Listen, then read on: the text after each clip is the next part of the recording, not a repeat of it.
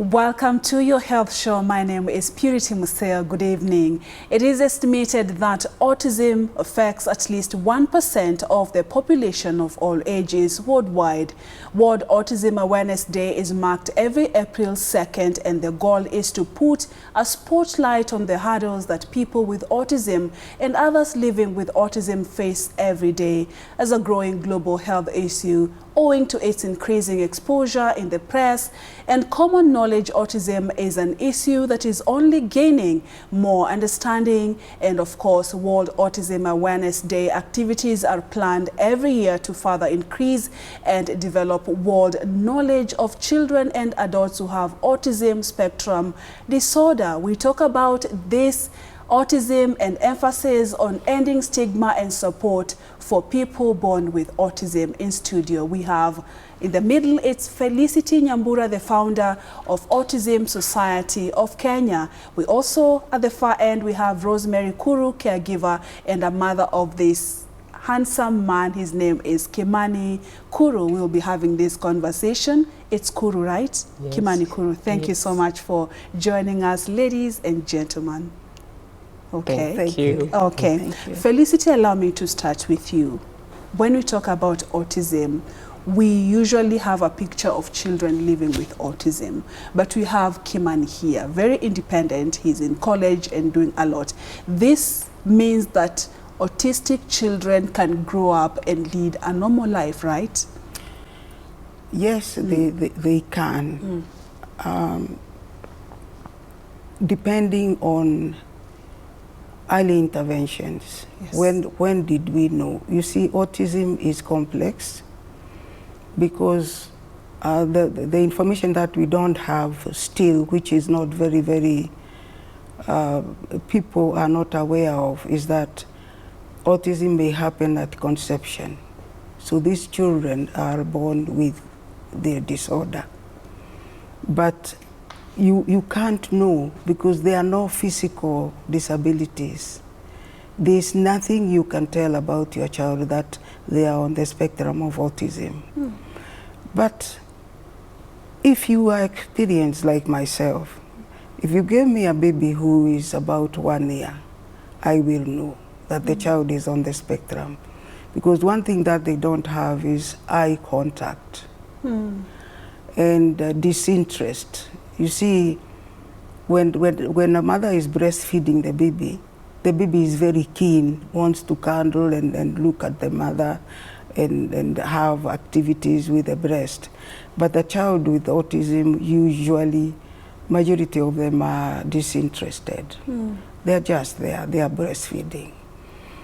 The other thing is that they may have other, they are born, they look okay, but there are signs that we could tell from early, because there are some who are very quiet. A baby who will sleep most of the time. There are others who are noisy, who will cry throughout. And this is when now the mother starts finding out what is the problem with the baby.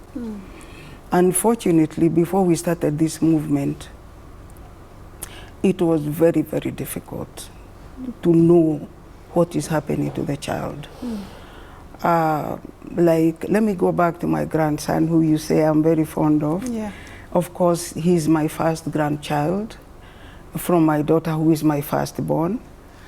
And we honestly didn't know what was the problem, because the baby looked to be okay. It's a beautiful boy.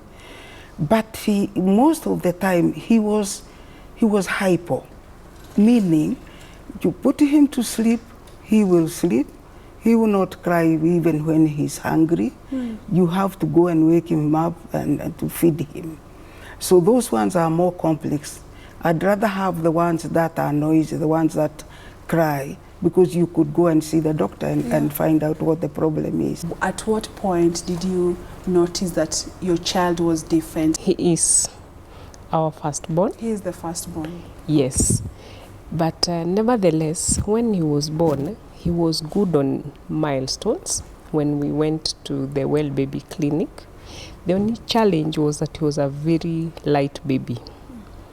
So every time we went, there was a concern from the nurse that this child is too light for his age.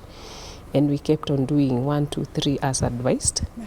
But okay, he never went below the anything to cause alarm, but he was always on the lower Minimum, scale, yeah. minimum.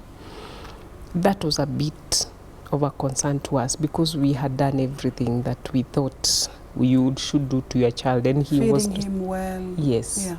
and following advice and taking him to the clinic at the appropriate time. But when he was about 9 months, we noticed some, I would call it queer, for lack of a better word, behavior with him. In that, in our neighborhood, there were 2 other children who were about, they were born at the same time. And especially because the boy was the neighbor, or our neighbor had a boy who was his age, we saw a lot of things that the boy could do and my son would not do.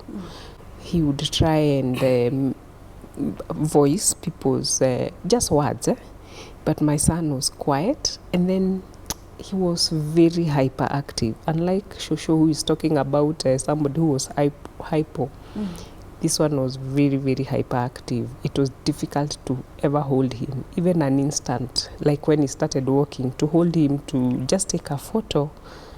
That was quite some task to do. So what is autism and what is the possible cause for it? Yeah. Apparently, autism is a neurodevelopmental disorder which has biological basis. Yeah. That is complicated. Don't tell me to go beyond. Yeah. But what causes it, at least? Nobody knows. Yeah. Nobody knows what causes autism. Not in Kenya, not all over the world. In fact, later on when I started interacting with professionals now out there globally, I would ask these professors that we want to know what causes autism so that we can avoid. And one of them, an old man, looked at me and said, you want to know the interventions or you want to know what causes autism? Because we don't know, we can't tell you. And this remains the situation today. And the risk factor still unknown? No, it is unknown. So anybody can have a child who is autistic? Anybody can have a child with autism. Yeah. It doesn't have to be the firstborn. Yeah. It can be the secondborn. It can be the lastborn. We've seen people who have regular children, who have children who are regular, 5 of them, and the 6th one is on the spectrum of autism. Yeah. And therefore, it is something that is unexplainable. You cannot explain why or what. So, but like with awareness now, which when it's a very long journey with my grandson, because when I found that the young family was suffering, now I took over and started asking a lot of questions and going to doctors and so forth. Unfortunately, it took so long because there was no information in Kenya. That was in 1990, around 1998. It's really when things, we were told, the parents were told to take him to school, he will talk. He didn't speak until he was about 2.5 years. And like Rosemary said, he didn't put on weight. So you wonder what it is on these children with autism. Yeah. And so I really went round, and believe me, we never found out what was wrong with Andrew until Andrew was 17 years. Rosemary, Yes. at what point did you get the news for the grandson? It was at 17 years of age. But for your case, I mean, when you noticed that for him, he was very hyper, okay? So that was a concern to you and your family, right? So Yes. what point did the doctors say your child is autistic? When we finally learned that he was autistic, he was about 4, and then we learned it from Felicity. Yeah. But when we were so troubled about his behavior before, maybe 3 years, 2 years, of course, like any other parent, we went looking for help. And the first stop is at the pediatrician, who did an examination and said he finds the child has no problem, but he can recommend, now that he's not talking, he can recommend that we do a hearing test. Because the issue is, which is the truth, if you're not hearing, you may never be able to talk. By the grace of God, somebody gave me Felicity's number. It was a friend who had seen somebody's child who had autism, and they had been connected now with Felicity. So I remember calling her and telling her, you know, I've been told you are the one who helps children who cannot talk. So I'm calling you because my child cannot talk. Yeah. So she said, fine. She asked a few questions, and then she told me, just bring her. So to Kamua, we decided now with my husband, it's okay, let us also go and see. We didn't even know, because she was not a medic, we didn't know who she was, but we just knew there was probably would get some help because it was a referral, and we were okay with the referral. You also think that you she will tell you, or they will tell you, it's a one touch, we will give you this medicine and then your son will be okay. You see, remember, I was calling her so that because my child does not talk, she can help him talk, and then we continue with life. So that is when now she said, no, it's a journey, it is a disorder, it's something that has to be dealt with, it is something that you need to, you know, to work with a child. But now at City Primary, we have intervention where they teach the children activities of daily living, there is therapy, there is dietary intervention. So for me, according to us and my family, my husband and I, we thought we'd just take him maybe for a term. He's okay, and then we can take him to a regular school, because anyway, according to you, you think there's nothing wrong with your child. 2 things. First is autism, can it be cured or treated? And then you can take us through, you had also mentioned that whether autism can be cured. Can be cured? Yeah. Okay. And then you also had mentioned that with early detection, then help can be found. Does this mean that now with early detection, autism can be cured, and what are some of these interventions that you were talking about? First of all, I want to mention that the issue of, I'm a trained nutritionist from my young years. Yeah. But that is not why I know about diet for children with autism. That time when we left Gertrude's and came home, we did a lot of inquiries, and we got in touch with Autism Research Institute in California. This is where the issue of diet came up. We were told about dietary intervention, to start using diet to control the child on issues of hyperactivity, aggression, and use an occupational therapist so that the child can also now be redirected to use the cognitive issues of this child could be redirected to start using language to speak.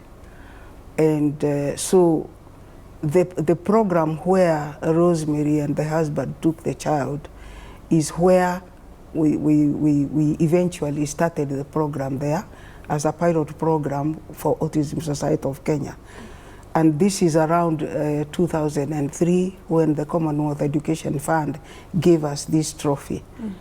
Because they said it was the most innovative educational program for children with autism, the first one of its kind. So apparently people with autism have an inability to secrete digestive enzymes, and therefore there are foods that affect them. Things like wheat, which has gluten, which is you cannot process gluten in your system if you are not secreting enough dietary if you are not secreting enough dietary juices. Yeah. The other one is milk, cows, goats, or even camel milk. It has casein, which is very good for the building of the bone. But you see, if you cannot then process it well in your system, it will turn against you. It will make you aggressive, it will make you hyperactivity and so forth. There are others, like foods that contain materials called salicylates. I'm sorry, we use a language here which is a bit difficult. Yeah. These are things like tomatoes and other fruits. And then sugar also affects these children. And ripe bananas, because they have these salicylates. And the list is endless. Yeah. I started now using that, dietary-based interventions for children with autism here in Kenya, and started putting the materials together. And this is why I brought the book here. Yeah. Yes. It's on... Which is available. The parents can get it from us, from Autism Society. Yeah. To help the child. Maybe quickly you can tell us what are some of the things that Kimani was able to overcome, and other things that he is still struggling with, or you're still managing? Okay. He made a lot of milestones, and one of the greatest, which was actually a gift, was his speech, because he was not talking, and when he talked it was things that you could not comprehend. Yeah. And now he can talk not just English, he can speak in Kiswahili, he can also speak in Kikuyu. Yeah. He was also able, at that early age, he got toilet trained and became quite independent in those matters, health and managing himself. That was also quite good. Speech was okay. One of the challenges that we still observe with him is the tendency to be a loner, even in a crowd. Yeah. So you take him to a room of people, young people like him, chances are that he may not want to interact with them. He may not want to participate in the activity, the joint activity that is being done. Yeah. He will quickly retreat to his corner and just be with himself. Yeah. Kimani, I want you to tell us what you enjoy doing back in school. Okay, really what I really enjoy doing back in school. Nowadays I talk to friends, but I still struggle to, maybe when I have been disturbed with something, I struggle to tell my friend. So it has been a challenge. So I don't know whether they will understand me or not.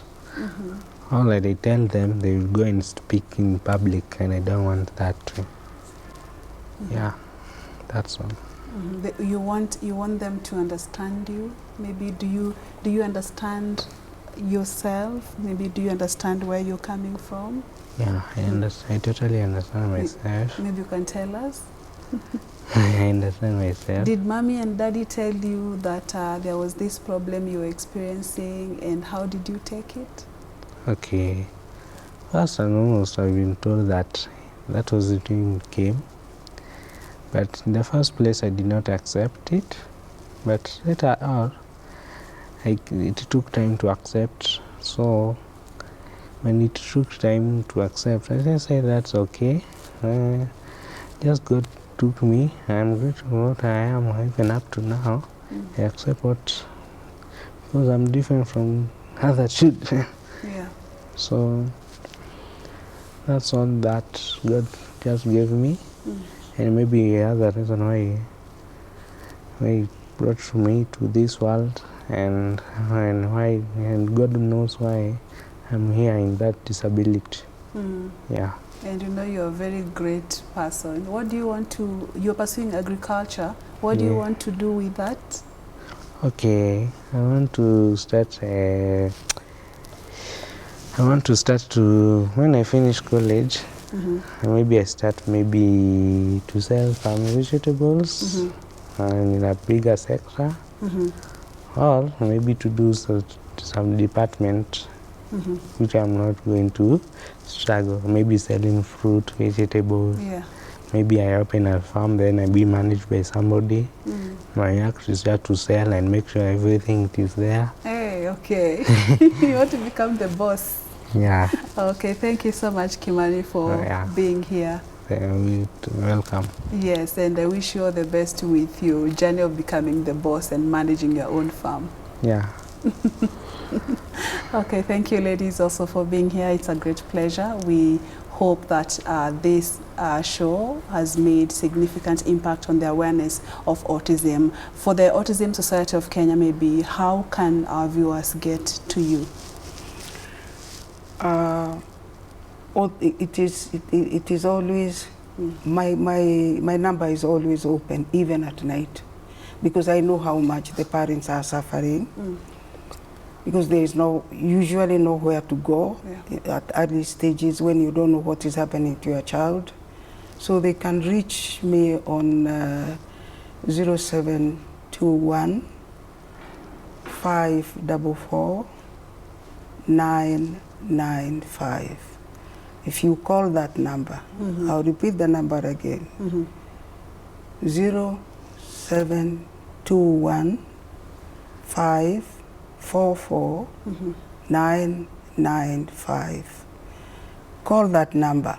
If I do not answer, the minute I come back to that phone, I always find out who is it that was calling, because I know it is a parent. Okay. And that way, a lot of parents have been able to get help.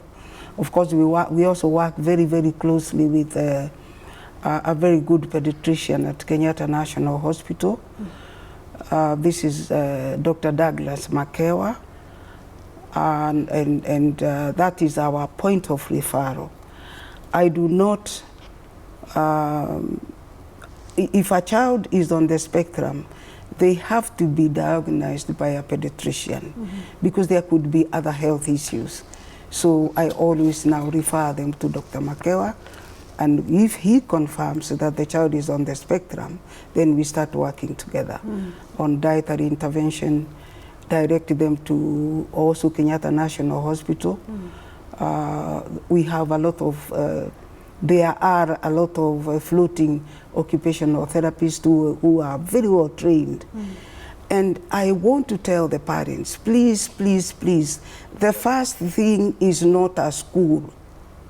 The first thing, if a child has been diagnosed with autism, you don't try to take them to school. Of course, you could take them to school because of social interaction, but then it is dietary intervention, occupational therapy, and the school is third in the process. Okay, thank you so much, Felicity, once again for being here. We have to wrap it up now. Thank you for your company. I'm Purity Museo. Do enjoy the rest of our programming, and God bless. Thank you for having us here. Thank you so much.